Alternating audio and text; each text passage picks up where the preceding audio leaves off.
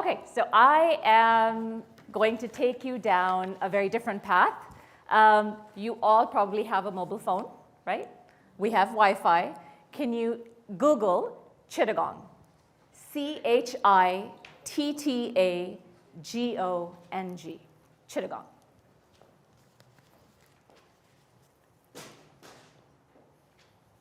Spelled again, Chittagong. Chittagong, Bangladesh. Oh, okay. Yeah, tiny little city in a tiny little country, way on the side of India, right? So in 1970, yes, at the risk of giving away my age, I was born in Chittagong, Bangladesh. When I was born, the country was preparing for a genocide. In 1971, at the age of 1, a toddler in my mom's arms, we then, as refugees, fled to Karachi, Pakistan. In Karachi, we rented an apartment, actually a room in someone's apartment, and that's where we survived from 1971 until 1978.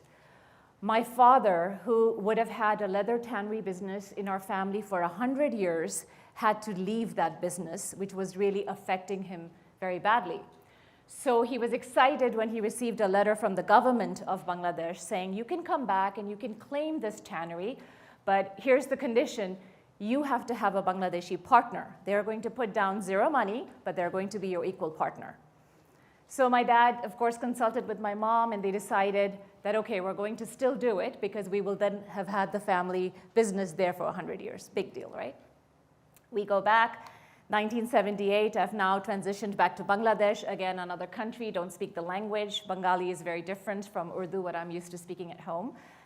And in 1980, 81, again, the political climate was very bad. They did not want anyone that was not of Bangladeshi origin in that country. So here started another whole segment of war and kicking people out of the country and us becoming displaced again. So my father could foresee that happening, and he told my mom in 1981 that you take Waheeda and you go to the USA. Go there and look for opportunities for us where we can move and we can start a business there. So at that time, $1 US was equal to 20 takas. So your airfare was 1,000 US dollars, which was 20,000 takas. So between my mom and I, that's a lot of money back then, 40,000 takas. But we came to the US, we went to San Francisco, we went to Chicago. When we were in Chicago, we got a call from the minister who said, your husband, he said this to my mom, your husband has had a heart attack. And he's given a message for you, don't come back until you have gone to do what you went there to do. So in other words, he was telling her, I've had a heart attack, but don't come back because we can't afford for you to go back again, right? So at that point, we decided that no, okay, we've seen it all, we have to go back. We went back, 1981, my father passed away.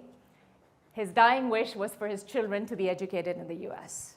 So after we buried him, we moved to the US. We moved to a small town called Talmadge in Ukiah, California, way north of San Francisco. So here I am, 11 years old, different country, different rules, different culture, going to junior high school. So I go, my first day to my class, I did not understand the locker system. Turning it so many different ways, just like I had to give up on that one. We still don't get it, right? So, and I was getting embarrassed thinking I was the only one who didn't understand this. Then I go into my classes, break, and I'm seeing a lot of PDA. Do we remember what that was? Yes. Yeah, public display of affection. I have never seen my parents hold hands. And here's all this, action happening in school, and I'm like 11, and I'm like traumatized by this. I come home, and I tell my brother and my mom, my brother's 4 years older than me, I said, don't girls get married at 14, 15? I think we can up it for me. I'm ready to get out. I want to just get married and be done with it. It took them more than a month to drag this out of me where I could actually even tell my brother that this is what's happening. Like, I'm so embarrassed. And I completely feel like an outcast. I'm made fun of because I dress like a teacher, and they make fun of me because I'm covered up, right? And then we ended up transitioning myself to a nice school, a school that was very much at home. That is a school where I felt that everyone respected each other. There was discipline, there was understanding. These were my people. You know what it was?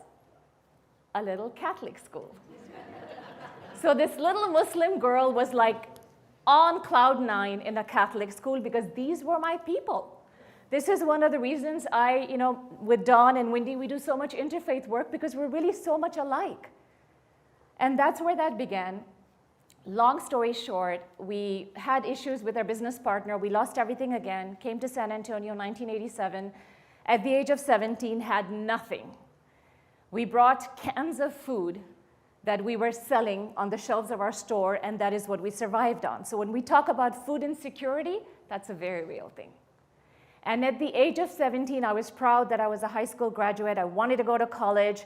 I was top of my game, and here I am having to work, having to do 2 jobs to support the family. We had 1 car. My mother would drop my brother to his job at 5:30. She'd come home, I'd drop her to her dry cleaning at 6:30. I'd take the car, go open Steinmart. During lunch, go back, switch with my mom. This was our daily ritual on 1 car.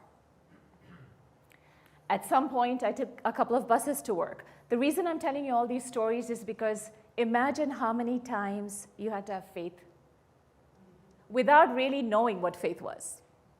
So when I was talking to some high school students, they said, oh, so Miss, at 17, you knew that you had such strong faith and you knew things were going to work out. And I said, actually, no. I didn't. I was just a 17-year-old kid back in the 80s. All I knew is that I was a good person. I wasn't going to harm anybody.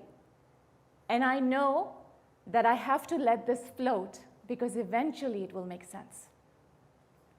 My daughter, in 1990, I married my husband, 32 years now, 3 kids.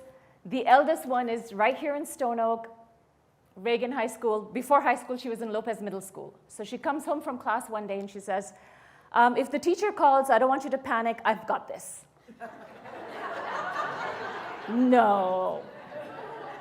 And so I'm sitting there and I'm telling her, then I was like, something really, I can't say anything to her now, I wonder what's going on. The next day, she comes downstairs with a stack of papers, goes to school. Comes back, and apparently what had happened is somebody in Lopez Middle School went to her and said, hey, Shaya, you know what we do with Arabian princesses like you? We cut their heads off. So this kid, at that young and tender age, decided to come home and take out some printouts and went to class the next day, put those papers on that table in front of that girl and said, I would educate myself first before you make comments like that. She went to the teacher during break. She went to the principal and said, I want to start the multicultural club in this school. And she did. She then went on, and I take pride in this because she went on to then serve as the first Muslim president of a Jesuit university. In the genes, right? But faith has played so many roles in our lives that it's very tricky because it can go upside down. It can go belly up at any moment if you don't have faith as a regular part of your life. So when he was saying be grateful for the things, my aunt, Nasha, who some of you have met, who passed away almost 10 years ago, she broke her hand, and I was 18 at that time. And when I went to see her, she said, thank God, shukr alhamdulillah, which means thank God. And I looked at her like she was crazy. You're thanking God because you broke your arm? And her answer was the same. No, it's because that's all I broke. The focus wasn't that. The focus was all of that didn't break. So as my children grow up, I always tell them that it's up here. It's work in progress. It's a continuous practice, just like we practice, whether we're playing tennis or yoga, any of it. Constantly change that mindset. Tell yourself, yes, but this is what's the good that came out of it. This is what ended up being a good thing for me, right? So we need to make sure we do that, and here I am, 2023, in San Antonio for a very long time, and proud to be here, proud to serve as the past chair of Soul Interfaith Center and do a lot of work in the city. I take pride in it, and I think it is important for us to know, if you walk away with one lesson from this, is that regardless of your faith, we have all come from the same place, and we are going to the same place. Thank you. Yes. Come here. I'm gonna hold you when this is the sentence that is my mantra. Faith means believing in advance what will only make sense in reverse. Think about that. Thank you. Thank you so much. Yes. Do we not need people like Waheeda in our lives?